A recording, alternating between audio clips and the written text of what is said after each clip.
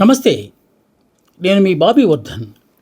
BBC voice ఛానల్లోని old is gold వెండితెర ముచ్చట్లు కార్యక్రమానికి స్వాగతం. ఇవాళ వెండితెర రంగుల మహాకావ్యంగా పేరుగాంచిన ఒక మహాచిత్రం గురించి మీతో ముచ్చటించడానికి వచ్చాను. లవకుశం. అప్పుడు ఇప్పుడు ఎప్పుడు ఎవర్ గ్రీన్ సినిమాగా వెలుగొందిన ఏకైక భక్తిరస చిత్రం. దీని ప్రత్యేకత ఏంటంటే మొట్టమొదటిసారి మన భాషలో పూర్తి రంగుల్లో తీసిన చిత్రం. కోర్స్ సైమల్టేనియస్గా తమిళ్లో కూడా ఈ సినిమా నిర్మించారు. లవకుశలే ప్రధాన పాత్రలుగా. లవకుశలు అని తెలుసు కదా, సీతారాములకు పుట్టిన కవల పిల్లలు, అత్యంత మేధావులు, విలువిద్యలో అసామాన్యమైన ప్రతిభ కలిగిన వారు, వాల్మీకి నేతృత్వంలో పెరిగిన వారు. సో వారి గురించి తీసిన ఈ సినిమా ప్రపంచాన్ని సృష్టించింది. ఎన్నిసార్లు రిలీజ్ అయినా కూడా పదే పదే మళ్ళా శతదినోత్సవాలు జరుపుకున్న చిత్రం ఇది. మీకు తెలుసా, ఈ లవకుశ సినిమాను 11 సార్లు తీశారు. అంటే దాని ప్రభావం ఎంతవరకు ఉంటుందో మనం ఈజీగా అర్థం చేసుకోవచ్చు. సి పుల్లయ్య గారే మొట్టమొదటిసారి 1934లో బ్లాక్ అండ్ వైట్లో సినిమా తీశారు. ఇంత ఆ నటుల పేర్లు కూడా మనకు సరిగా గుర్తురావు. ఎక్కువ మందిని రంగస్థల కళాకారులనే ఆ సినిమాలో వాడుకున్నారు. మళ్ళీ వారితోనే ఈ సినిమా తీయాలనుకున్నారు శంకర్ రెడ్డి అనే నిర్మాత. కాకుంటే పుల్లయ్య గారి కాలానుగుణంగా వచ్చిన మార్పులతో 1958లో మళ్ళీ ఈ సినిమా తీయాలనుకుని ఏర్పాట్లు చేసుకుంటున్న తరుణంలో శంకర్ రెడ్డి గారు అతన్ని సంప్రదించి, అదే నిర్మాత, ఈ లవకుశ సినిమా నిర్మాత, వారిని సంప్రదించి, మీతో నేను సినిమా తీయాలనుకుంటున్నాను, అది కూడా ఈస్ట్మన్ కలర్లో. ఈ ఈస్ట్మన్ కలర్ పిచ్చి ఏంటి అంటే పిచ్చి కాదు, ఆ కోరిక ఎందుకు పుట్టిందంటే అప్పటికే ఎంజీఆర్ భానుమతి జంటగా తమిళ్లో ఆలీబాబా 40 దొంగల సినిమా తీస్తే అది సూపర్ హిట్ అయిందట. సో కలర్లో సినిమా తీస్తే బాగా ఆడుతుంది అని ఒక దీంతో ఆశయంతో ఆయన పుల్లయ్య గారిని అప్రోచ్ అయ్యారట. మరి కథ ఎవరితో రాయిస్తే బాగుంటుంది అని చెప్పి అనుకుంటున్న నేపథ్యంలో ఈ కథ వాల్మీకి రాసింది. కాకపోతే సినిమాకు అనుగుణంగా తీయాలి, ఏ సన్నివేశాలు ఉండాలి ఆ సినిమాలో. సో ఇలాంటి వాటిని ఎవరికి అప్పగిస్తే బాగుంటుంది అని తర్జన పడుతున్న దశలో అప్పట్లో సదాశివ బ్రహ్మం అని ఒక మహారచయిత, ఆయన కథలు రాస్తారు, ఆత్రేయలాగా పాటలు రాస్తారు, మాటలు రాస్తారు. వారిని సంప్రదించి కథ తయారు చేయమన్నారు. ప్లాట్ చెప్పారు, ఇది ఈ సన్నివేశం మనకి కావాలి అని.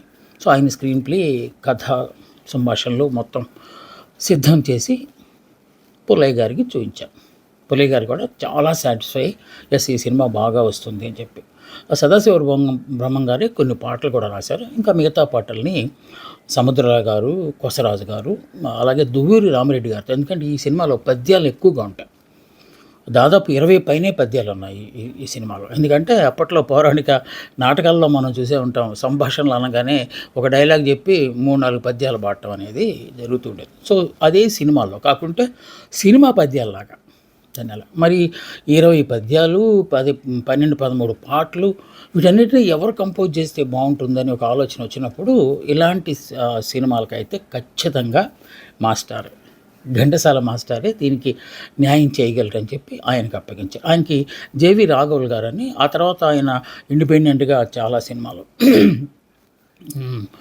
సంగీత దర్శకత్వం వహించారు. ఆయన్ని మ్యూజిక్ డైరెక్టర్గా అసిస్టెంట్గా పెట్టుకున్నారు ఘంటసాల గారు.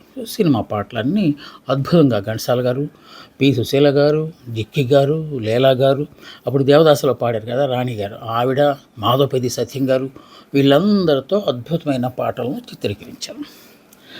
ఇక తారాగణం ఎవరు అనే దశకి ఎప్పట్లాగే పౌరాణిక పాత్ర అనగానే ఎన్టీ రామారావు గారు. అప్పటికే ఆయన శ్రీకృష్ణ పాత్ర చేసి ఉన్నారు, కానీ రాముడు పాత్ర కొంచెం కొత్త. అందుకని చరణదాసి అనే సినిమాలో ఒక పాట సన్నివేశంలో ఆయన రాముడుగా నటించడం శంకర్ రెడ్డి గారు, సి పుల్లయ్య గారు చూసి ఖచ్చితంగా రాముడి పాత్రకు ఎన్టీ రామారావు గారు అనుకున్నారు. ఇంకా అంజలీదేవి పాత్ర అని సీతాదేవి పాత్ర.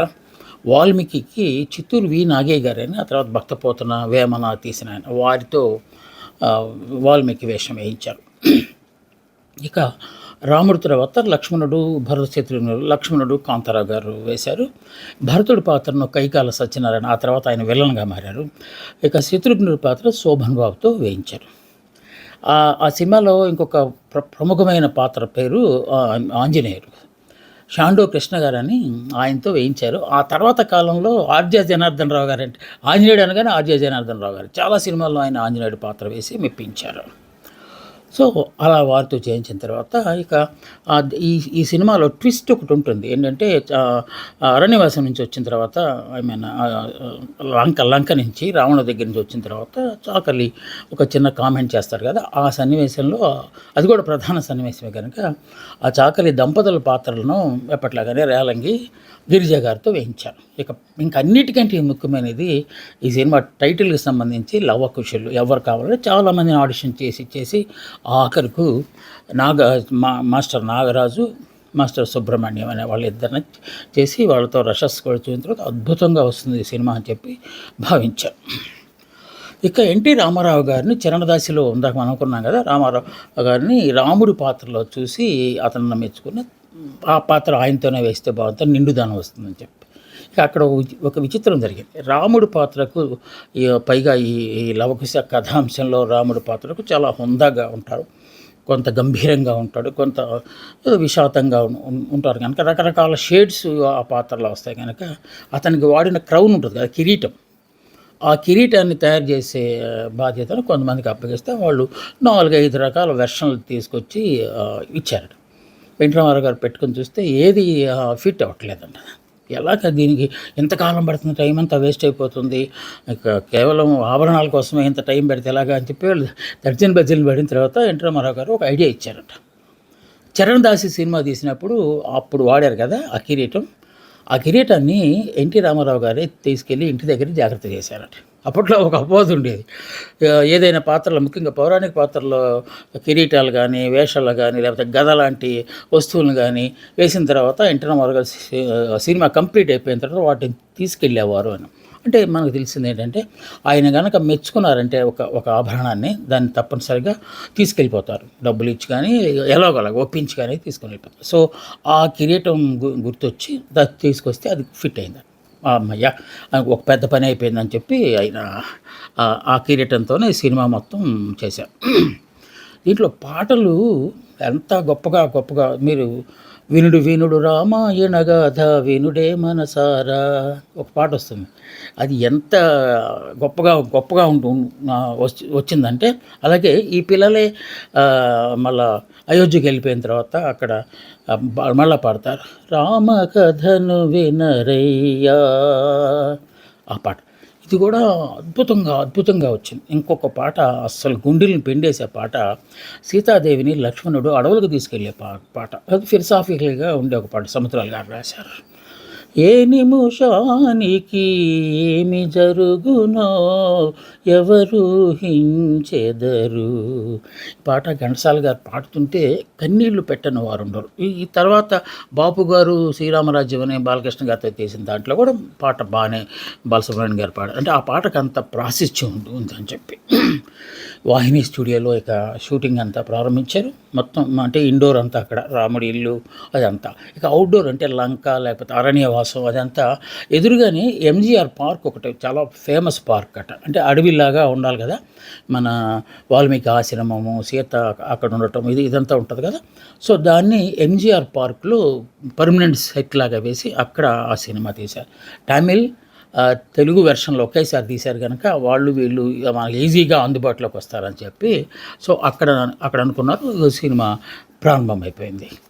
అద్భుతంగా సినిమా వస్తున్న నేపథ్యంలో షూటింగ్ అయిపోయిన తర్వాత కొన్ని రోజులకి ఇది కలర్లో తీస్తున్నారు కదా, కలర్లో తీయటం అంటే కెమెరాలు గొప్ప కెమెరాలు కావాలి. సో కొంత ఖర్చు ఎక్కువ అవుతుంది. శంకర్ రెడ్డి గారు సడన్గా ఒకరోజు, సార్ నేను సమకూర్చుకున్న డబ్బులన్నీ అయిపోయినాయి, 1-2 రోజులు ఆగుదామా అని చెప్పి ఆయన సినిమా షూటింగ్ ఆపేశారు. ఆపేయటం మళ్ళా స్టార్ట్ చేయడానికి 4 సంవత్సరాలు పట్టిందండి. అంటే ఫస్ట్‌లో సినిమాలు తీసిన వాళ్ళ కష్టాలు ఎలా ఉంటాయో చెప్పడానికి. ఈలోపు ఎలాగా సినిమా మళ్ళా మొదలుపెట్టాలి. ఎందుకంటే ప్రెస్టీజియస్ ప్రాజెక్ట్ ఇది. ఇంత ఇలాంటి సినిమాని పైగా ఎన్టీ రామారావు గారు, అంజలీదేవి గారు లాంటి గొప్ప గొప్ప వాళ్ళున్న ఈ సినిమాను మన మధ్యలో ఆపేస్తే పరువు పోతుందని చెప్పి శంకర్ రెడ్డి గారు బాధపడుతున్న తరుణంలో 'సుందర్‌లాల్ నాతా' అని చెప్పి అప్పట్లో ఆ తర్వాత ఆయన చాలా సినిమాలు ప్రొడ్యూసర్‌గా తీశారు. వారు అప్పటికి డిస్ట్రిబ్యూటర్‌గా ఉన్నారు. అంటే సినిమాలు తీసిన తర్వాత ఏరియాల వైస్‌గా సినిమాలు కొని రిలీజ్ చేసుకుంటారు కదా! వాళ్ళని డిస్ట్రిబ్యూటర్స్ అంటారు. సో, ఆయనొచ్చి మేము తీసుకుంటాం ఈ సినిమాని అడ్వాన్స్‌గా కొంత డబ్బులు తీసుకోండి అని చెప్పి డబ్బులిచ్చి సినిమా స్టార్ట్ చేయమన్నారు. కానీ ఈ గ్యాప్‌లో ఆయన పుల్లయ్య గారికి అనారోగ్యం వచ్చేసింది. ప్రస్తుతం నేను ఈ సినిమా పూర్తి చేయలేను.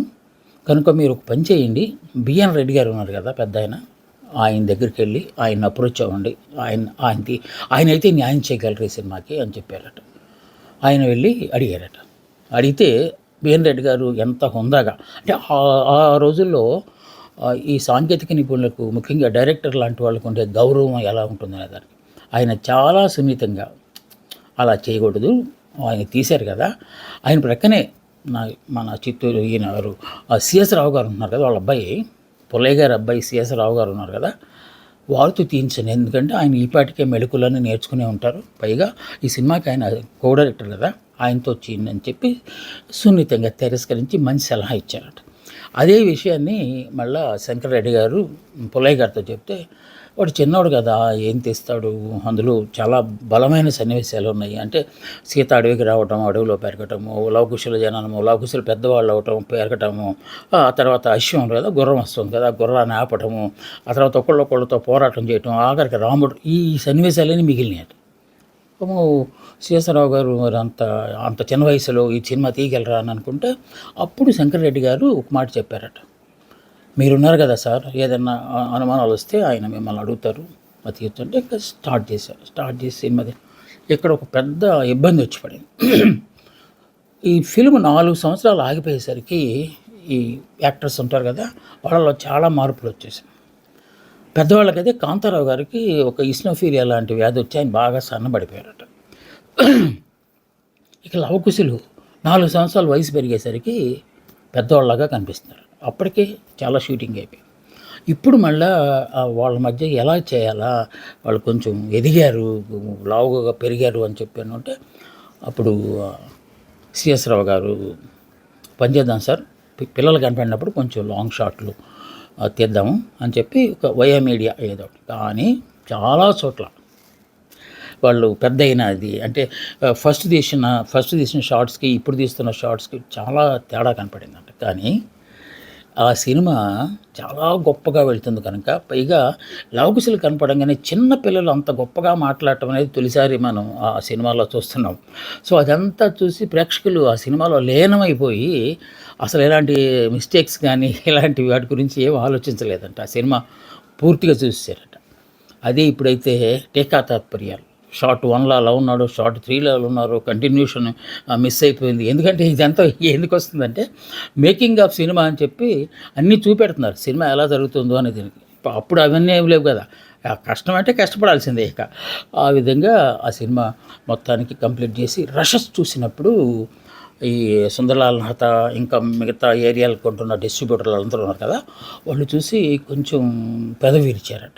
సినిమా మొత్తం సీరియస్గానే ఉంది, ఈ సినిమా ఆడుతుందా అసలు, అంటే అంత విషాదం ఉంటే ఎవరు చూస్తారు, ఏదన్నా చిన్న కొంచెం ఆహ్లాదం కోసం వినోదం కోసం ఏదైనా పెట్టకూడదా అంటే అప్పుడు శేషరావు గారు వాళ్ళ తండ్రి గారిని అడిగారట. తండ్రి గారిని అడిగితే ఇలాగ అంటున్నారు డాడీ అంటే, ఏంది మరి అది ఆ స్టోరీ అలాంటిది, మరి దాన్ని మనం ఎలా చేస్తామంటే వాళ్ళు కూడా వచ్చి డిస్ట్రిబ్యూటర్స్ కూడా వచ్చి పుల్లయ్య గారితో చెప్పారట. అయితే ఒక పని చేద్దామని చెప్పి అప్పుడు ఈ చాకలి తిప్పడం, చాకలి క్యారెక్టర్ ఉంది కదా, అతనికి ఒక పాట పెట్టారు. ఆ పాటలో రేలంగి గిరిజ గారు దంపతులుగా చాకలి దంపతులుగా నటించారు. దాంట్లో వల్లూరి మామాని పిల్లని అని చెప్పి ఒక కామెడీ సాంగ్ ఉంటుంది కదా, ఆ పాట చిత్రీకరించారు. అది కొంచెం రేలంగి గారు వాకింగ్ టాకింగ్ ఆయన మూమెంట్లన్నీ కొంచెం వినోదాన్ని పండిస్తాయి కదా, అప్పుడు ఆ పాట కూడా చూసిన తర్వాత అందులో కలర్లు తీశారు కదా, అద్భుతంగా వచ్చిందని చెప్పి అనుకుని అప్పుడు సినిమా రిలీజ్ చేస్తారు. ప్రభంజన్ ఫస్ట్ టైము ఒక థియేటర్‌లో సంవత్సరం పాటు ఆడిన ఒక సినిమాగా ఈ సినిమా రికార్డుకెక్కింది. అసలు ఇంకా అంతుబట్టలేదు. ఎందుకంటే ఎన్ని ఆర్థిక కష్టాలు పడ్డారో శంకర్ రెడ్డి గారు, అవన్నీ తీరిపోయి బోలెడంత డబ్బులు మిగిలింది. ఇక్కడ మళ్ళా ఒక చిన్న ఇది జరిగింది. అంటే అప్పుడు సినిమా తీయటంలో ఎంత నిబద్ధత ఉండేది అనే దాని గురించి ఒక చిన్న సంఘటన మీతో పంచుకుంటాను. ఏంటంటే అడవిలో లవకుశులు రాముడితో పోటీ పడుతూ అతనితో వాదిస్తున్నారు అని చెప్పి ఎవరో వచ్చి చెలికత్తెలు లాంటి వాళ్ళు వచ్చి పరిచారికలు వచ్చి సీతాదేవితో చెప్పిన సంఘటన ఒకటి ఉంటుంది. అప్పుడు ఆవిడ కొంచెం మనస్తాపం చెందే క్యారెక్టర్, అది దృశ్యం ఒకటి ఉంటుంది. అది ఒక సన్నివేశం. దాన్ని మళ్ళీ రీషూట్ చేయాల్సి వచ్చింది. ఎందుకంటే వాటర్ కన్నీళ్ళు రావడం అదంతా సరిగా కనపడడం లేకపోయేసరికి. ఇంకొక సన్నివేశంలో సీతాదేవి పరుగు పెట్టే దృశ్యము ఉంటుంది. ఆ దృశ్యంలో ఆవిడ అప్పటికి గర్భవతిగా ఉండి పరుగులు పెడుతూ ఉంటే ఈ సినిమాకి ఒక అసిస్టెంట్ డైరెక్టర్గా ఉన్న జేవి శాస్త్రిరావు గారు అని ఆయన చెప్పారట, సార్ కొంచెం ఎబ్బెట్టుగా ఉందండి, ప్రెగ్నెంట్ లేడీ పరిగెత్తడం అంటే ఎలాగుంటుంది అంటే, అది సిఎస్ రావు గారు నాన్నగారితో చెప్తే, ఏముందయ్యా రచయితలు రాసిన దాన్ని మార్చే హక్కు మనకు లేదు అన్నారండి. పోనీ అని అన్నారట. ఇంటికి వెళ్ళిన తర్వాత రాత్రి ఆలోచించి సదాశివబ్రహ్మం గారికి ఫోన్ చేసి సంప్రదించి, సార్ ఇలాగా గర్భవతిగా ఉన్నవాడు పరుగు పెడుతుంటే పెట్టిగా ఉంటుందని చెప్పి అంటున్నారంటే, కరెక్టేనండి, సారీ దాన్ని ఆ సన్నివేశాన్ని కొంచెం రీషూట్ చేయండి అని చెప్పి అప్పుడు దాన్ని లేకుండా చేశారు. అంటే అసిస్టెంట్ డైరెక్టర్ చెప్పినా సరే ఆలోచించి మళ్ళీ దాన్ని తీయటం అనేది అప్పట్లో ఉన్న ఒక గౌరవం. అంటే ఎంత క్రిస్టల్ క్లియర్గా ఉండేవాళ్ళు అనే దాని గురించి అది ఒకటి.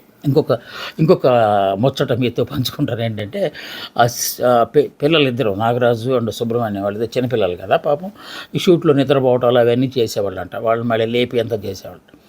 ఆ పిల్లలకి కన్నీళ్ళు రావాలి, ఏది పాటలు పాడేటప్పుడు, లేకపోతే ఆవిడ ఏడుస్తూ ఉంటుంది కదా, రాముని గుర్తు చేసుకుని సీతాదేవి ఆవిడ దగ్గర ఏడుస్తూ, అమ్మ ఏంటమ్మా దుఃఖపడుతూ, వాళ్ళకి ఏడుపు రావట్లేదట. ఏడుపు రాకపోతే కొంచెం గ్లిజరిన్ వాడారట. చిన్నపిల్లలు కదా, గ్లిజరిన్ వాడితే కళ్ళు మండిపోయి చాలాసేపు వాళ్ళు బాధలు పడుతున్నారంట. అప్పుడు ఏం చేయాలన్నప్పుడు సీతాదేవి పాత్రలో ఉన్న అంజలీదేవి గారు వాడికి వీడికి చెంపల మీద పెడ కొట్టేశారంట. కొడితే వాళ్ళు నిజంగా ఏడుస్తున్నారు. అప్పుడు తీశారంట షూట్. తీసిన తర్వాత మళ్ళీ వాళ్ళని హత్తుకుని, నాన్న ఈ సీన్ బాగా రావడం కోసం మిమ్మల్ని కొట్టాను రా, మీ మీద కోపం ఏం లేదు నాకు అని చెప్పి ఆవిడ ఆ తర్వాత ఓదార్చడం అనేది చేసేవారట. ఇక యుద్ధ సన్నివేశాల్లో వీటిల్లో కూడా ఒకసారి చెప్తే వెంటనే పెద్దవాళ్ళైనా రీటేకులు తీసుకున్నారంట, కానీ పిల్లలు మాత్రం అంత అద్భుతంగా చేసేవారట. ఒకసారి సీన్ చెప్తే వెంటనే అదే అంజలీదేవి గారు చెప్తేనే బాగా చేసేవాళ్ళు. ఎందుకంటే అమ్మ అని పిలవటం ఆవిడకి బాగా దగ్గర అయిపోయింది. ఇక సినిమా అయిపోయింది, రిలీజ్ అయిపోయింది. అంటే 58లో స్టార్ట్ అయ్యి 63లో ఈ సినిమా రిలీజ్ అయితే, ఇప్పుడు మీకు గుర్తుండే ఉంటుంది ఇంటర్వెల్. అంటే కొంతమందికి మా జనరేషన్ వాళ్ళకి, ఇప్పుడున్న జనరేషన్ వాళ్ళకి గుర్తుండకపోవచ్చు. ఆ రోజుల్లో సినిమా పాటల పుస్తకాలు అమ్మేవారు బయట. అది ఈ సినిమాతోనే ప్రారంభం. ఎందుకంటే గొప్ప పాటలు 12-13 పాటలు, ఒక 20 పద్యాలు ఉన్న అసలు కలర్ఫుల్గా వేసి పాటల పుస్తకాలు అమ్మేవారు. అది నేనైతే చాలా పుస్తకాలు సేకరించాను అలా సినిమాల్లో ఇంకా కొంచెం నేర్చుకోవడానికి. సో అది ఒకటి ట్రెండ్ ఒకటి స్టార్ట్ అయింది. ఈ సినిమా చూడటానికట, అంటే గ్రామీణ ప్రాంతాల నుంచి జనాలు బళ్ళు కట్టుకుని, ఎద్దుల బళ్ళు, నాటు బళ్ళు కట్టుకుని కుటుంబాలు వచ్చి ఆ రాత్రి లేకపోతే ఆ సాయంత్రం ఉండి అక్కడ సినిమా చూసి భోజనాలు చేసుకుని వెళ్ళే అంత చేర్చారంట. 68 థియేటర్లో 100 రోజులు ఆడిన ఏకైక చిత్రం ఇది. సంవత్సరం పాటు కూడా ఆడింది. అంటే రిలీజ్ అయిన ప్రతి చోట 100 డేస్ ఆడింది. తమిళ్లో కూడా 250 రోజులు ఆడి రికార్డ్స్ సృష్టించింది. ఈ సినిమాతో ఎన్టీ రామారావు అనే ఒక ప్రముఖ నాయకులు ప్రజల గుండెల్లో ఆరాధ్య దైవమైన రాముడుగా పేరు సంపాదించుకున్నారు. అంతకుముందు శ్రీకృష్ణుడిగా ఎలాగ పేరు సంపాదించుకున్నారో, దీంతో రాముని రూపం అనేది చూస్తే ఎన్టీ రామారావు అనేది చూడాలి అనేదాకా వచ్చిన ఒక సినిమా.